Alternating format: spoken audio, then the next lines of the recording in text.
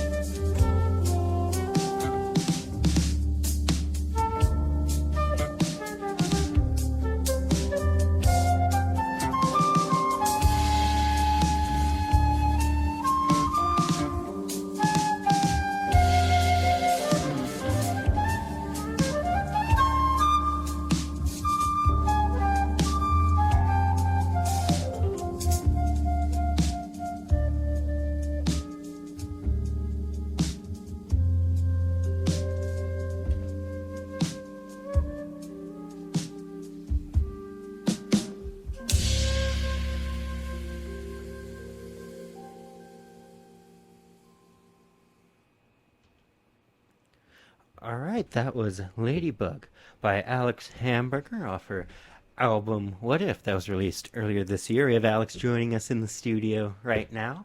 So, what inspired that song? Oh man. So thanks so much for having me. Ladybug was actually the last song that I wrote in writing all of the original music for What If. And we had just finished we were in the middle of the CD release tour for my first album, And She Spoke, and we had a few days off actually in the middle of Ohio. I couldn't even tell you where, but we were staying in this house and working on music together, and this house was just covered in ladybugs, both dead and alive, like literally thousands of ladybugs. And although the song ended up being about a lot more, I think for me, it all started with I just had like a moment when we were there, and I was like, that's it.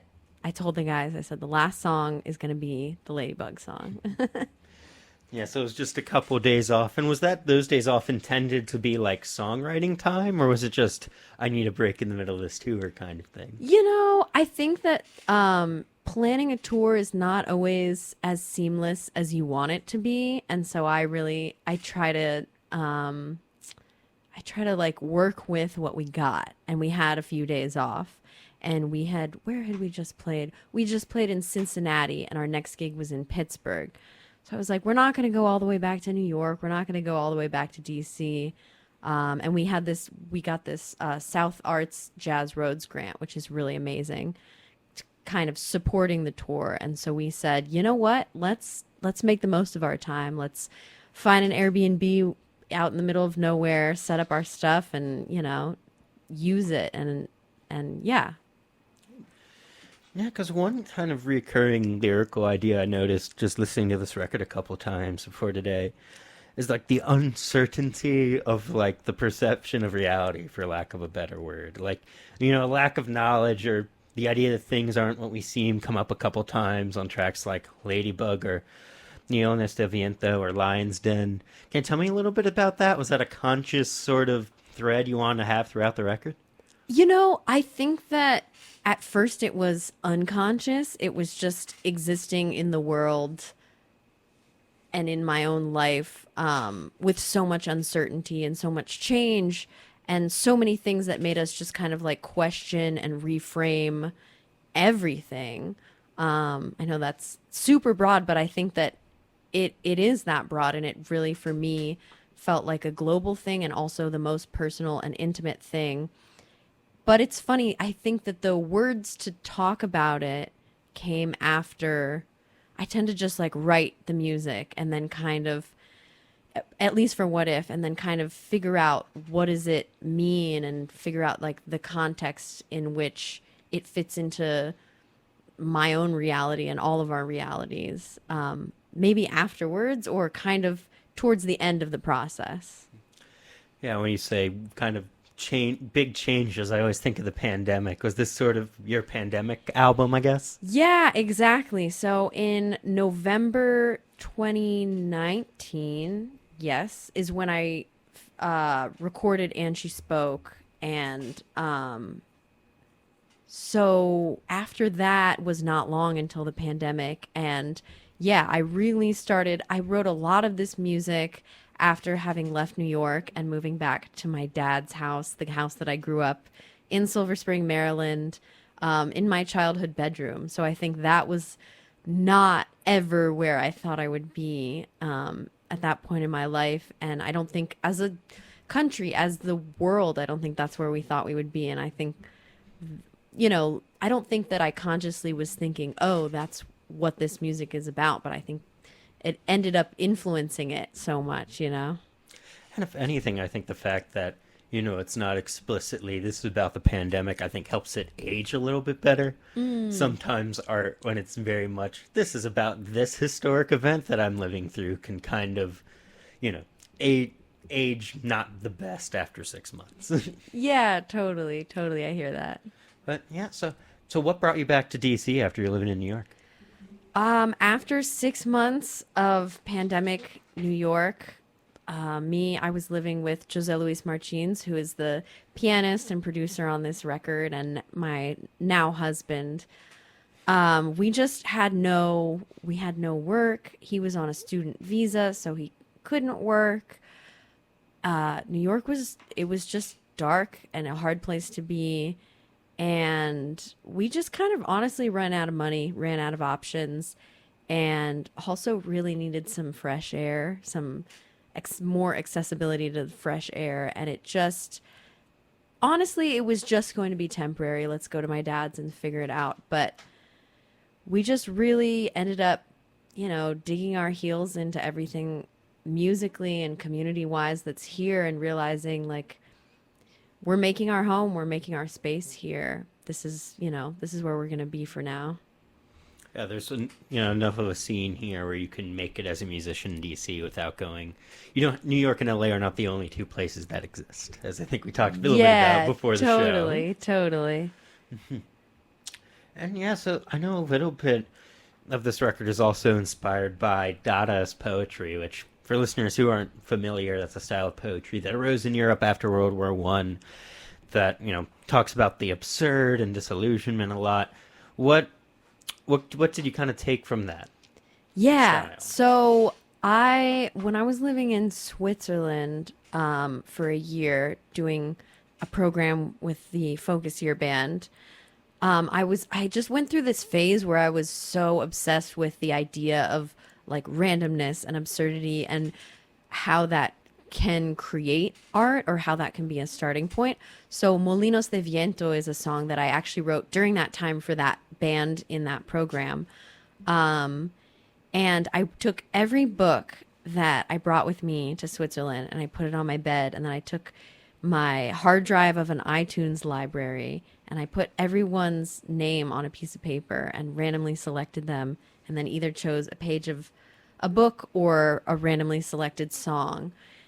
And that, I feel like it's funny especially because I wrote that song and performed it with one band, and then it changed so much before being part, like what it is on What If.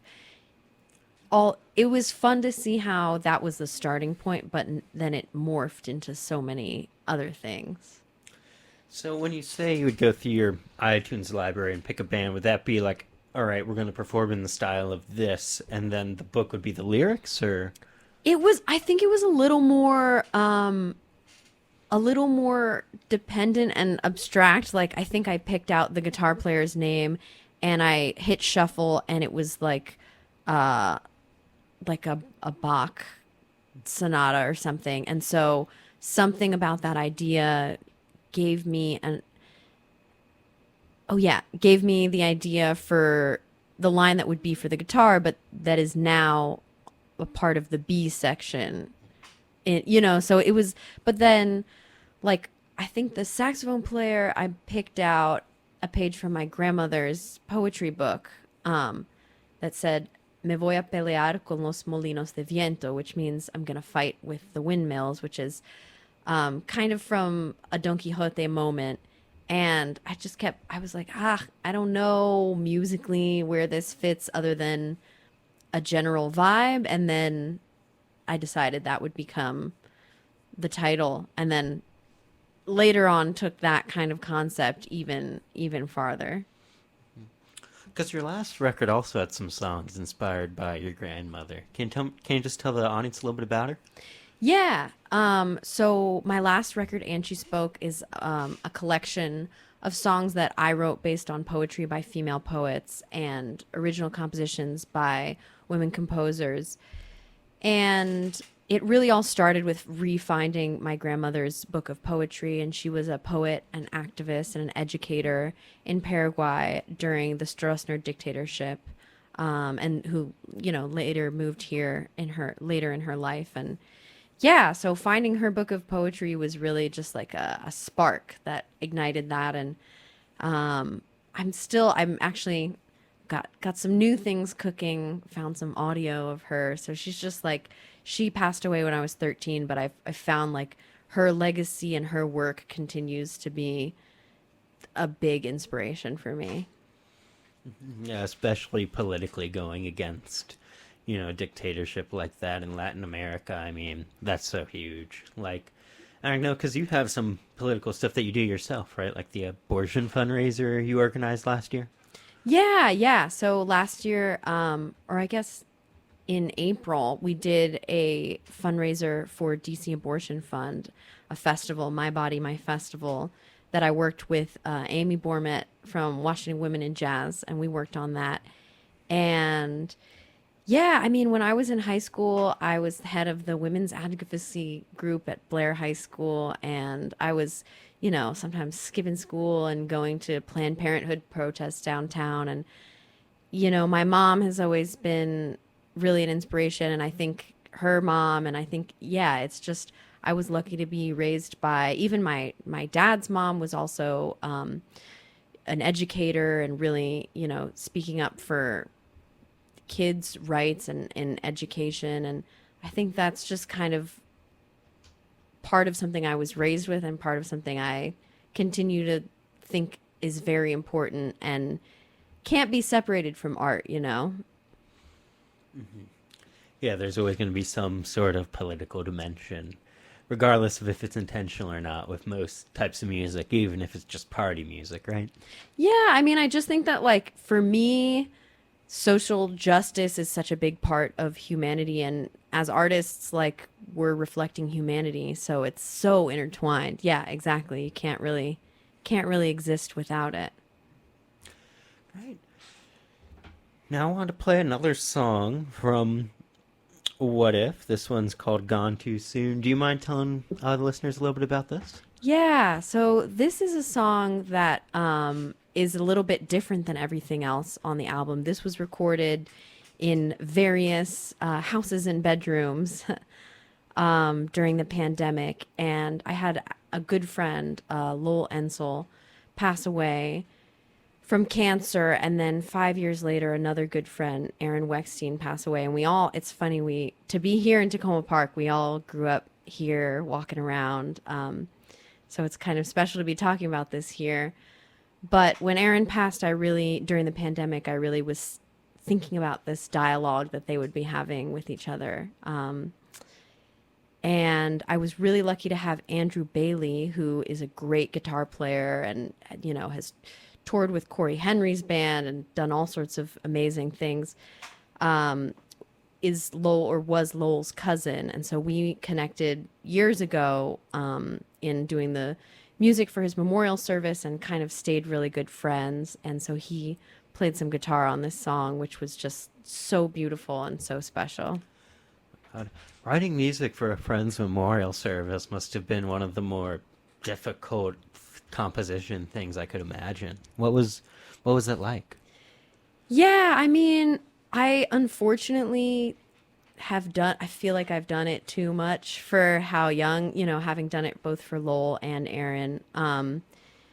We did, I guess for Lowell's, we did an original song by Andrew, but other than that, it's just, it's funny. I think that for Lowell's memorial service, we just took like a bunch of songs that he loved and we wrote an arrangement for any of our friends that played instruments. So it was like a Childish Gambino song for guitar, cello, viola, and flute. And, then for my friend Aaron's service, I sang I'll Be Seeing You. And so, yeah, it's difficult and it's beautiful. And I hate that I've had to do it so much at this point in my life, but it is definitely, in that moment, beautiful to find a way to honor their memory.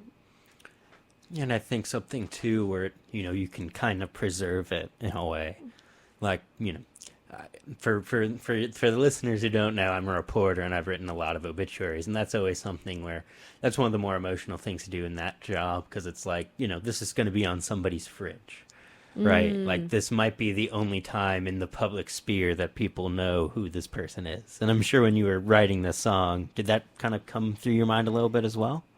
Yeah, it's funny. I guess I thought about it. I kind of thought about it like this is on two levels. Like this is for us, like this close group of friends that lost two people way too soon. And also, I know that, during the pandemic, so many people lost loved ones. And so, yeah, it was interesting to think about it both as like something very personal and something very unfortunately universal, if that makes sense. Yeah, like where, this is about two very specific people to you, but it's also that universal experience of death that, everyone eventually has to go through at some point. Totally. Yeah. Yeah, yeah, and again, so we're about to listen to Gone Too Soon by Alex Hamburger. Come on in and leave your worries at the door. You don't have to hold on anymore. Look at how they loved you, memories you can't undo.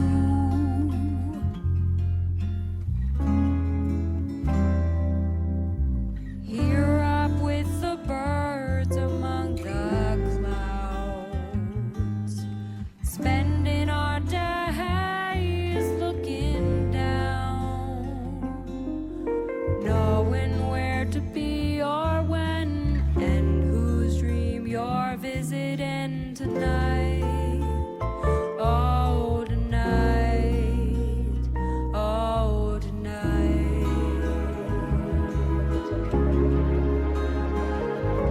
Oh,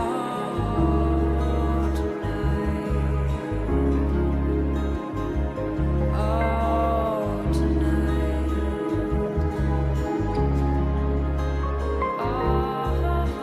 tonight.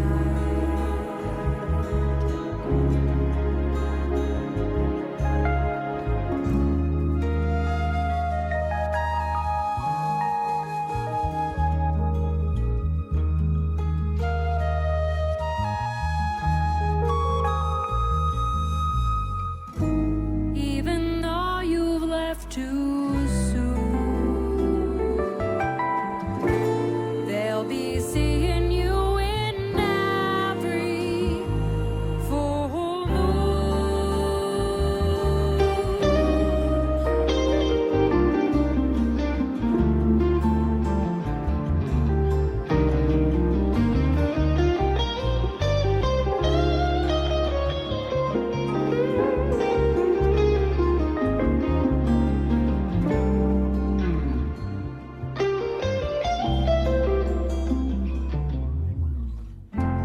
months and years are passing by. It's so hard to say goodbye. And although it seems we're gone, the memories live on and on. In their dreams we'll visit soon. They'll be seeing us in every full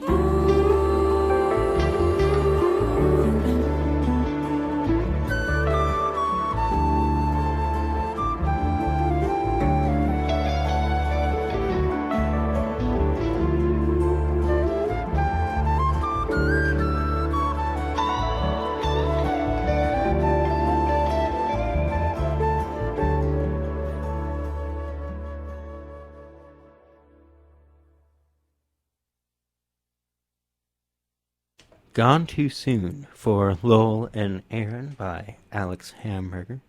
A tribute to two of her friends who passed away. I believe, did both of them live in Tacoma Park or just Aaron? Yeah, they both grew up in Takoma Park. Yeah, Alex is currently joining us here on air on WOWD-LP 94.3 FM. Now, I know you mentioned before that Aaron was a bit creative and actually created your first music video, right? When you Lowell. were in Lowell, actually. Yes, he was at University of Maryland studying film and humanities, and made a lot of films when we were in high school, short films, and eventually in college a longer one. But yes, he created my first music video with a duo that I had in high school. So all connected, you know. Yeah, and I love that little flute solo you do to outro it. That's very, just beautiful. I'm curious, musically, did you start out as a vocalist or a flutist, or kind of what's the story of your musical development? Were you always more focused on the instrumental or the lyrical side of things? Yeah, so I flute is was my first instrument, and I have always felt most like a flute player, I guess. My dad is a drummer in the area, and when I was born or coming up, he was playing a lot with the great flute player and saxophone player Al Williams, who's actually my godfather, who played with Stanley Clarke and Mongo Santa Maria. And yeah, I guess I just saw Al playing jazz flute when I was like somewhere between 3 and 5 years old, and I decided that was going to be what I was going to do. And as strange as it is, so many people, growing up, they're like, jazz flute? What? But yeah, I guess the rest is history. And then when I was in high school, actually with the duo that the song that Lowell made a video for, my friend Emma Rothman is actually the one who kind of pushed me to start singing in high school. And yeah, then I went on to do it more and study in college, voice and flute. And yeah, I guess the rest is history. Yeah, because how would you describe your style as a vocalist? Is there anything you try to go for in terms of tone? Like, do you try to go for a more casual, like, talk singing atmosphere? That's a little bit of the vibe I get, but... Yeah, I mean, I was definitely trained and part of like, standards and singing in the jazz idiom. But I really grew up on Joni Mitchell and, even like Jimi Hendrix and a lot of more, yeah, I guess more like folky. It's weird to put a genre on it, but yeah, a little bit more. I guess I think about it as storytelling vocalists. Yeah, and Joni Mitchell especially is an impossible person to genre, because I always say in 1976 she basically became a jazz musician. When Weather Report's your backing band, I don't really think you can call yourself folk anymore at a certain point. When Weather Report plus Pat Metheny is your group. Yeah, exactly. But yeah, I mean, I'm glad you said you did a great cover of Last Chance Lost on And She Spoke. Oh. That's a very beautiful song. Yeah, Joni Mitchell is like, when I am feeling down, I just like watch Joni Mitchell interviews. She's like my artistic guide through, I feel like, a lot, and just has always been a huge inspiration for me. Yeah, it's incredible always reading interviews or that biography, Reckless Daughter, about her. And especially in light of, I don't know if you saw that horrendous Jan Wenner interview that's been making the rounds on Twitter. Oh no, I haven't seen that. Ooh, it's bad. Yeah, he basically goes on a sexist and racist rant saying that women and black artists are just not articulate enough about the philosophy of rock and roll. Oh, Specifically my God. saying Joni Mitchell is in that camp, and I'm like, Joni Mitchell has the best interviews in the history of your magazine. Oh my God.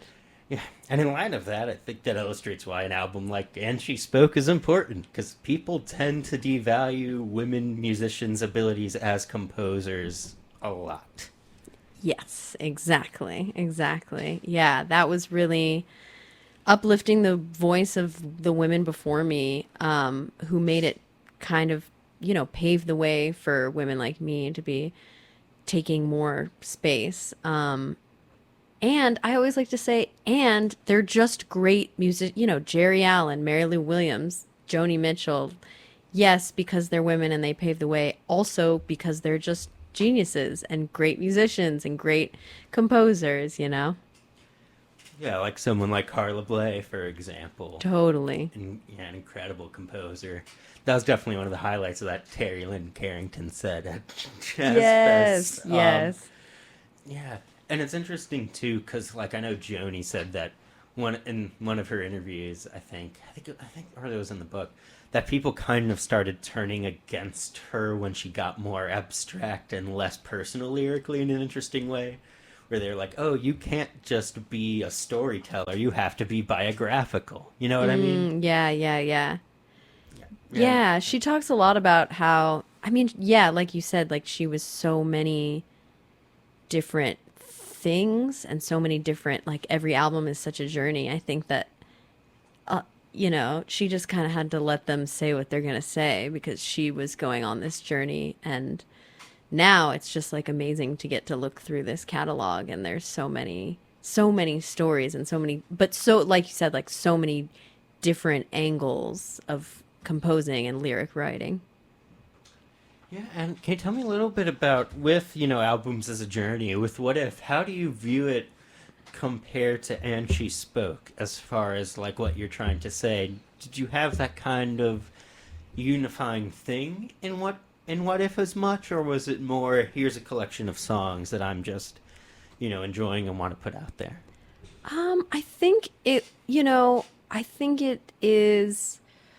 think of every album as a snapshot in time for even timeless albums. Like, I thought it was interesting what you said earlier about, making something both pertinent to a certain time and also, applicable to longer than that. And so I guess for me, it was definitely a new direction musically, in a lot of ways, in really figuring out what my style is and what the band's style is. We really got to work on this music together a lot.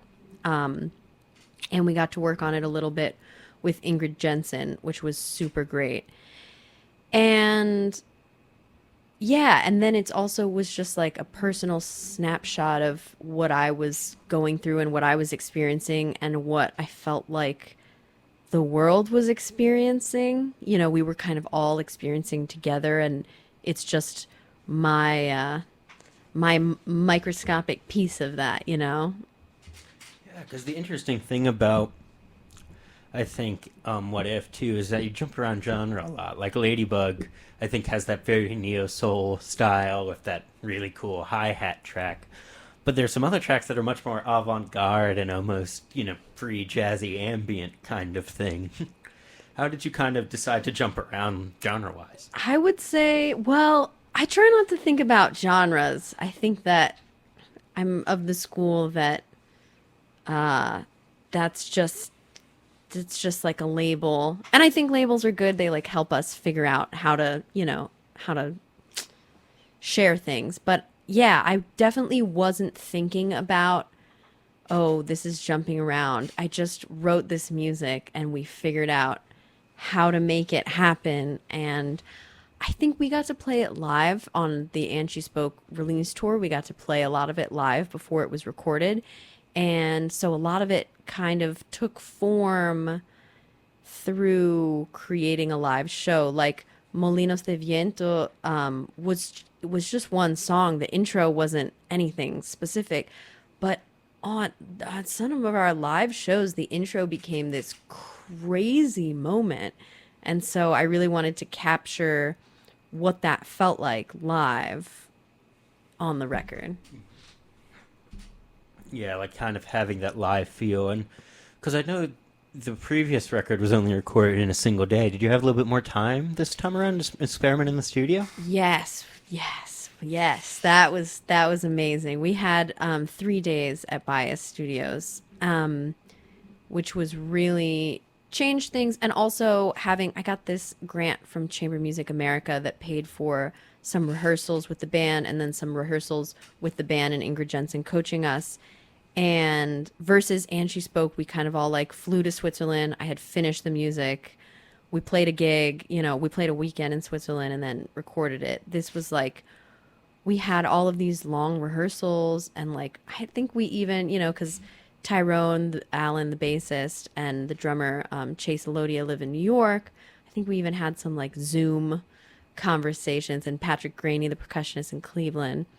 Like I really appreciate how everyone, and of course Jose Luis, who produced it, we all really spent a lot of time crafting what it would be.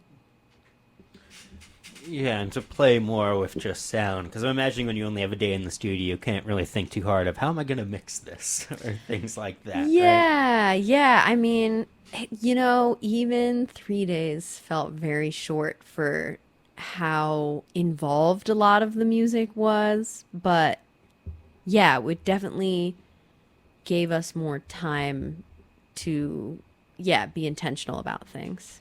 So that tour you did, what was that like? How many days did you do it? Any memorable stories from it? Yeah, let's see. So that was in November 2021. Yep, that was the release tour for And She Spoke. And we started in New York at Rockwood. And then we went to Buffalo and played at Pausa Art House, which is an amazing, amazing room out there.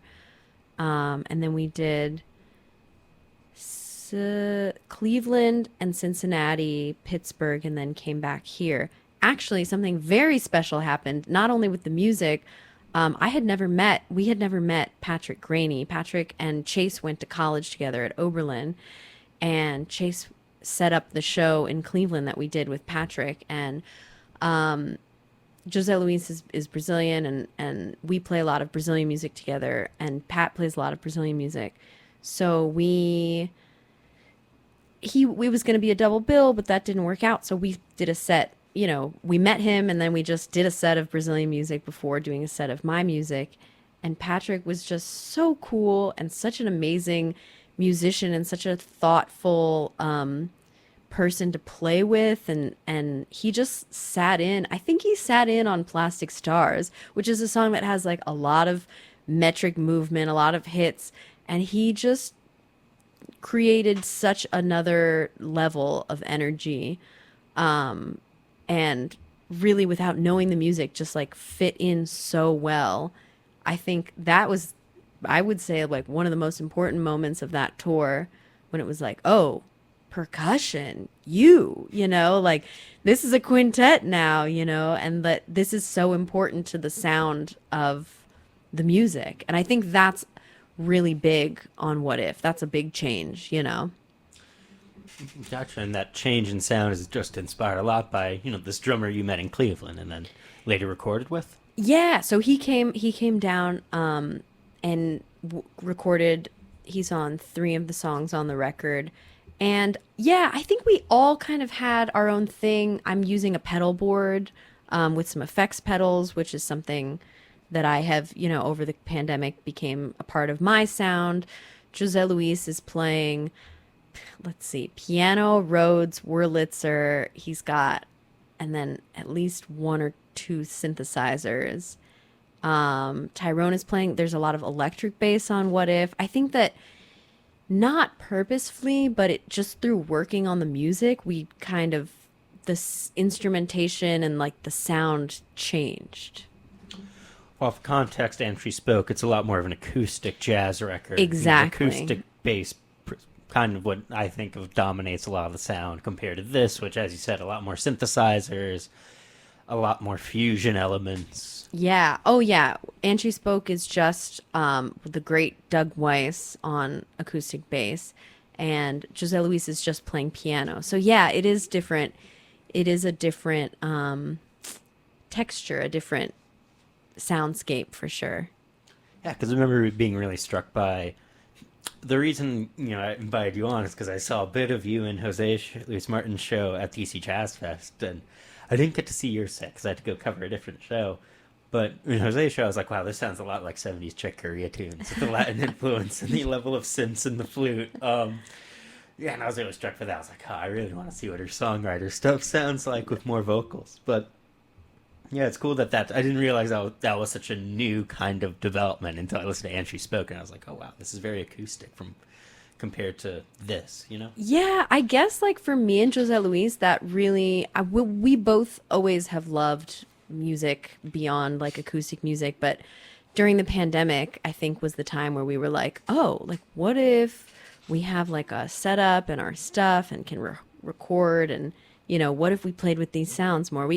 I think it was the time. We had time and space to work on and think about those things. Yeah, that's interesting. When the pandemic shut everything down, you had time to just think about how to make sounds instead of having to make songs, I guess.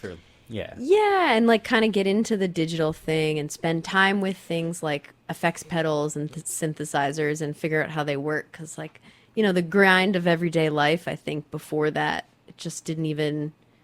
Yeah, I guess I was like, that's cool, but not in front of me. Yeah, because I think in an interview that you did for a podcast, you talked a little bit how this contrary to what a lot of kind of the popular myth of artists just, having 10 hours to just write songs and think about stuff. That's not really the reality for most working musicians, right? Yeah, no. So how do you get around that? Did you kind of give yourself deadlines while writing of like, I'm going to write something in 2 hours? Or because doing 2 records in about 2 years is not an easy feat. Yeah, that is a great question. I try to be really organized about my time. And I think sometimes it's deadlines, or more than deadlines, I just go through phases where I'm writing a little bit every day or almost every day. I'm kind of in that phase once again, thinking about yet again the next record. And yeah, but like And She Spoke, I wrote some of that on the subway. I wrote, that was a really hectic time in my life, moving from Switzerland back to New York. And What If, I wrote most of that in my childhood bedroom during the pandemic. So I think it's always different. It's always changing, And I think that automatic writing style of the Dada probably is very helpful to get that initial spark of inspiration. And something like my time in Basel, part of this program left, or, any kind of residency or time, like it leaves so much space for, that's like almost the best part. Of course, working with other great musicians and studying was incredible, but it's great to have things like that where you can kind of stop and spend some extra time on composing or working on things in a more focused way. Gotcha. And what was that in that time in Basel? That was a jazz workshop? Yeah, so it is a program. When I did it, it was only the second year. So now they're much further into it. But there is a jazz school called the Jazz Campus in Basel. And it is a program there that's kind of modeled after the Monk or Herbie Hancock Institute, where they audition a band from all over, and then basically you're on a stipend, and we would work with a special guest about every 2 weeks. And it wasn't like school, like we were taking classes, but we would just work with this special guest for a week, and then we would put on a concert of their music. So through that, I got to work with people like Billy Childs and Ambrose and Dave Liebman, and learning Julian Lodge, learning like their book of music and getting to play with them. I mean, I would say that year really, and then on our off weeks, we were working on our own music and had like time as a band to work on it, because then we, as a band, released an original record. So that time taught me a lot about making time for composing and my composing process. Gotcha. Yeah, because also on a lot of your music too, there's a strong Latin influence as well that you try to. I know you also did a tour of South America, which I'm sure influenced that a bit too. What kind of elements do you try to take from that music? Do you mostly look for rhythmic stuff, or I know on one of Jose's albums you cover the great Jobim standard Passarem, which is one of my favorite tunes. Yeah. So thank you for that. Yeah. Well, José Luis is from Brazil, and I knew about Brazilian music, but I didn't know how much there was to know until we actually met in Basel.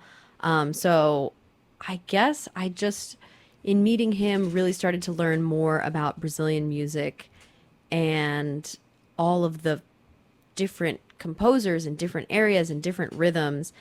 And his music is really heavily influenced by Brazilian music. And I guess, everything that we experience seeps in, and I'm starting to explore a little bit more. I want to learn more about the music, the traditional music from Paraguay, where my family is from.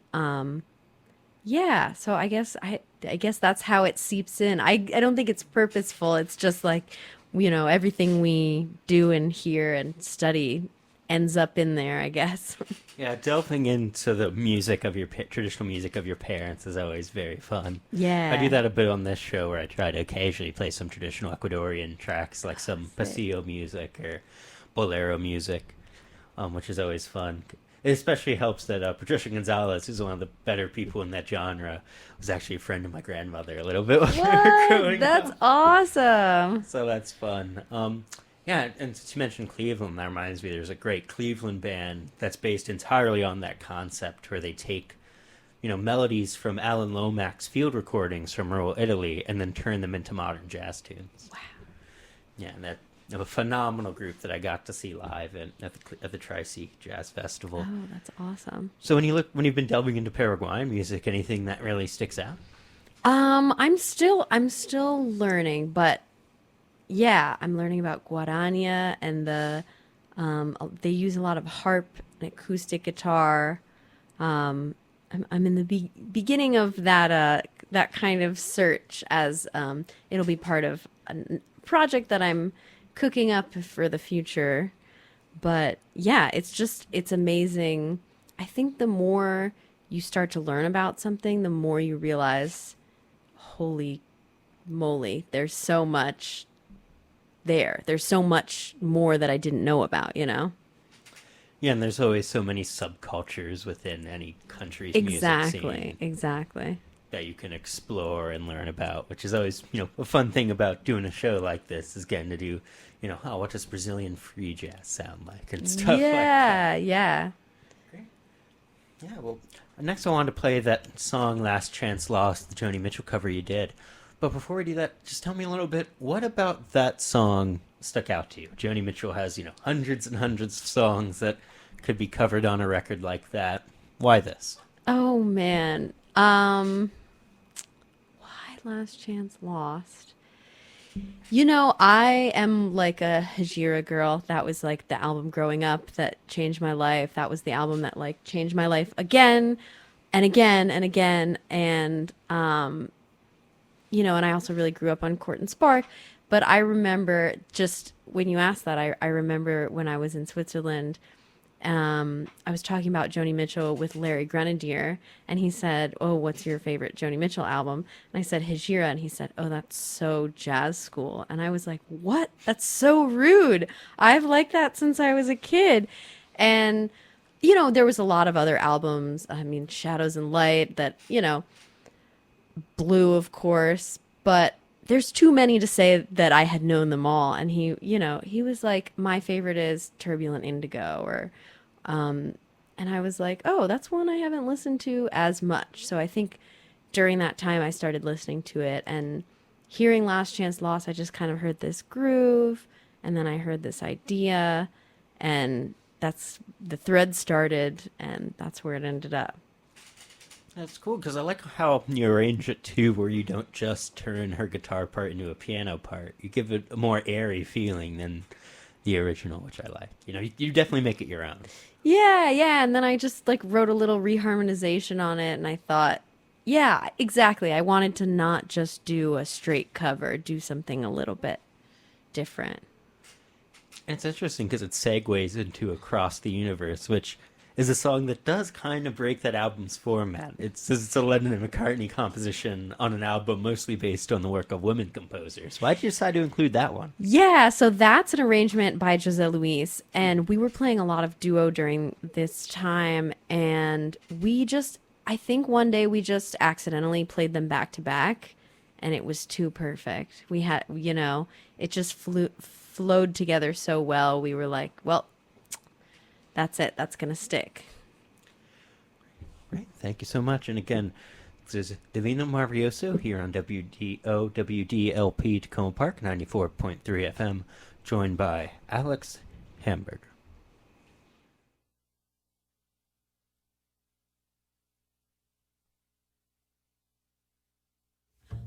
last chance lost in the tyranny of a long goodbye. A last chance lost. We talk of us with deadly earnest eyes. A last chance lost. We talk of love in terms of sacrifice and compromise. Last chance lost.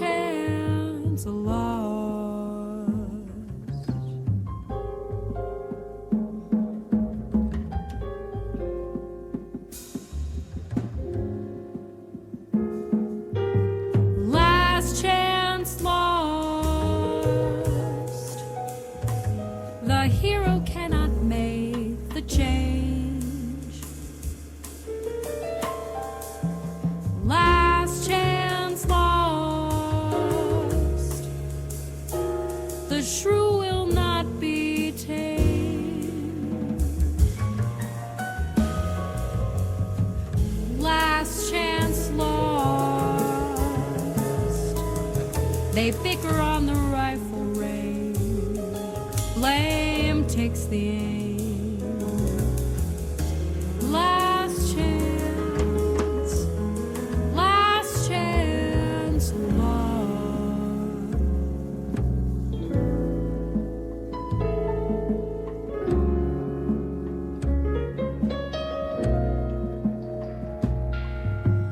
Words are flowing out like endless rain into a paper cup. They slither wildly as they slip away across the universe. Pools of sorrow, waves of joy are drifting through my open mind, possessing and caressing me. Jai Guru Deva. Oh, nothing's gonna change my world. Nothing's gonna change my world. Nothing's gonna change my world. Nothing's gonna change my world. Images of broken light which dance before me like a million eyes. They call me on and on across the universe. Thoughts meander like a restless wind inside a letterbox. They tumble blindly as they make their way across the universe. Jai Guru Deva. Oh, nothing's gonna change my world. Nothing's gonna change my world. Nothing's gonna change my world. Nothing's gonna change my world.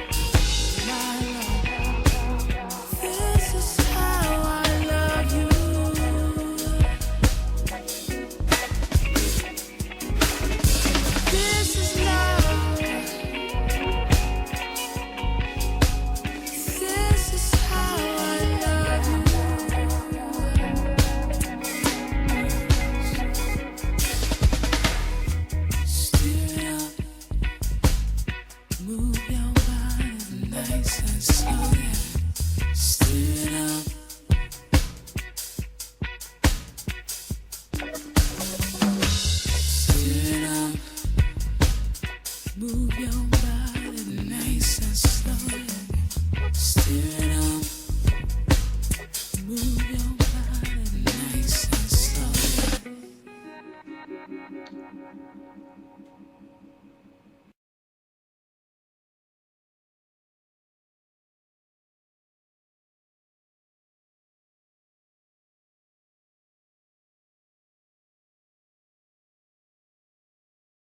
Matt Hook, your host here on Divino Marvioso.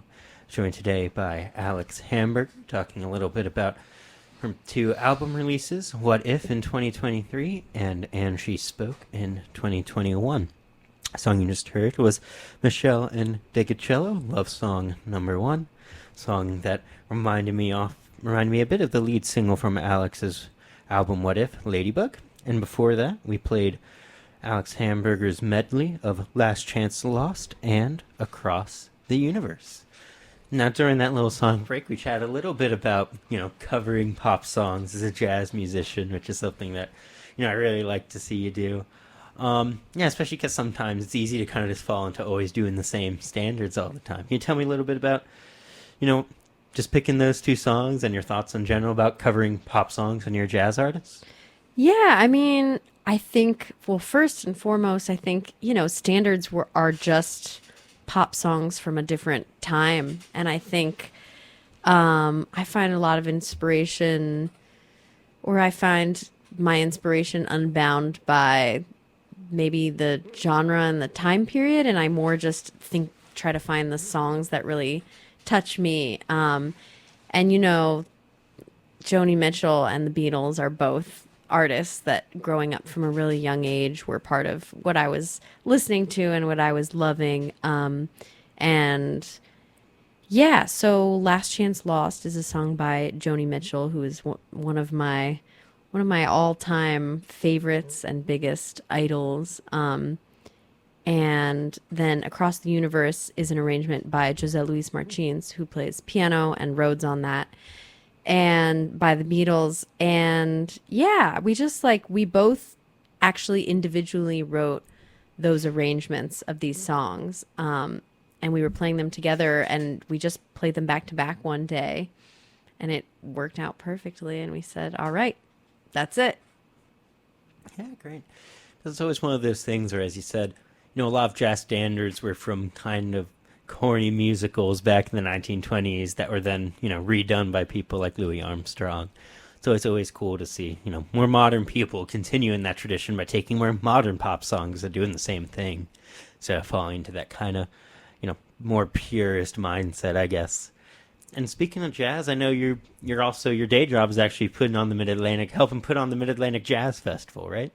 Yeah, so I work for Paul Carr's Jazz Academy, and we have programs for middle schoolers and high schoolers during the year and during the summer, and then the Jazz Academy produces the Mid-Atlantic Jazz Festival. So I actually grew up in Paul Carr's Jazz Academy and playing with the youth group, the orchestra and the ensemble at the Mid-Atlantic Jazz Festival, and studying with Paul in high school, and going to jam camp when I was in high school. So it's been really beautiful the last couple of years to be back and working with the kids and working at the festival, and really, working with Paul, bringing it all back, Yeah, great.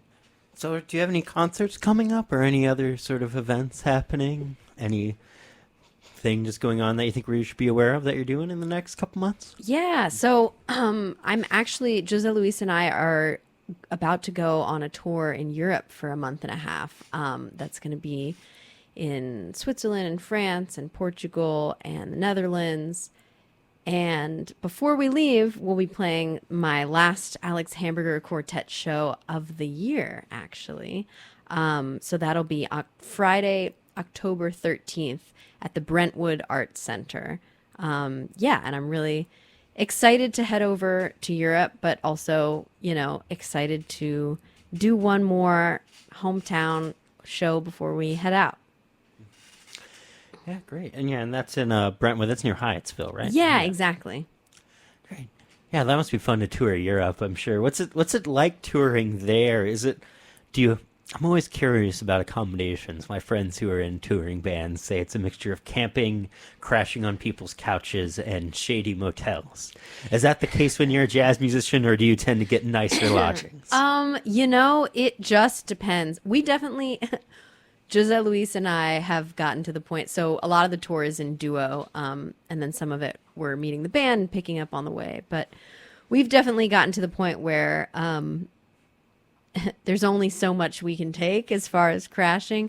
But no, I mean, we've been really lucky to have some great places to stay in Europe and, venues providing housing. But it's just like so fun. I love traveling. I love seeing new places. I love experiencing new communities. And I think that touring is such a crazy, hyper way of doing that. That's so much fun. Just getting to share your music within a venue, within a community, break bread literally with people and artists there. And yeah, so I'm really excited.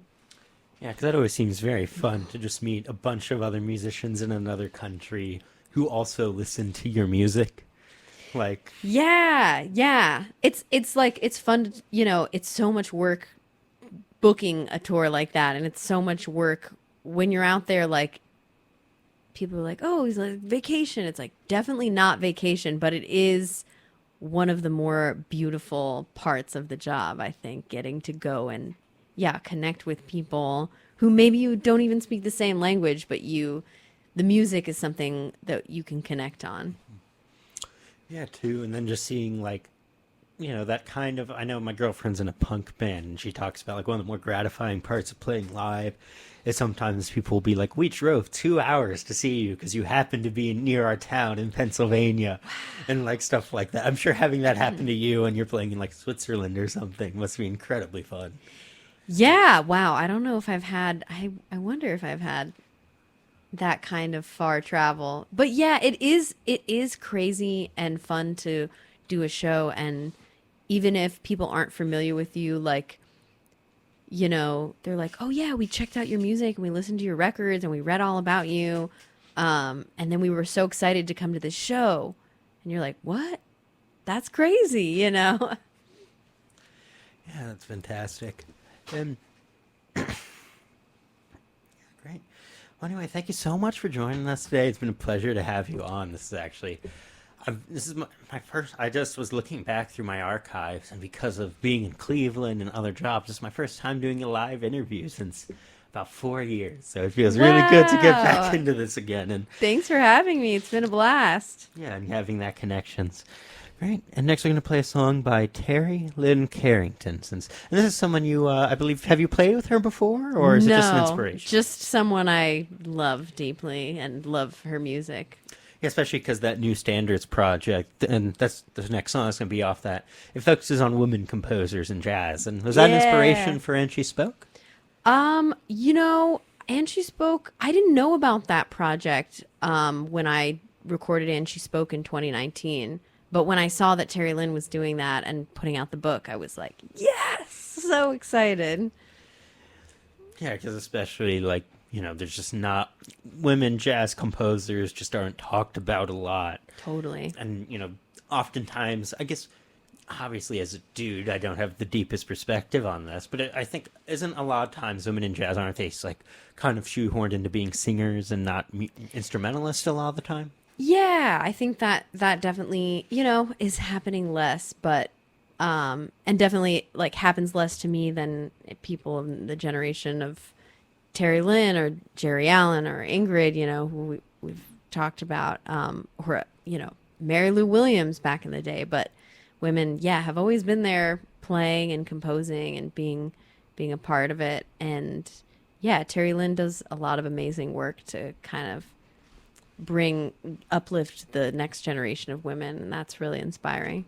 Because Mary Lou Williams, she was a Catholic jazz musician as well, right? Didn't she do some variations on the classical mass, I believe? Yeah. But she was also like, she was a teacher, she was there. She was, hanging out with Monk and teaching and just a part of things. And I think with And She Spoke, same with Jerry Allen, was such a big part of the scene and such an important composer. And people just don't talk about them like they talk about some of their male counterparts. So it's always great to see people talking about them more. Okay. Again, Circling by Terry Lynn Carrington.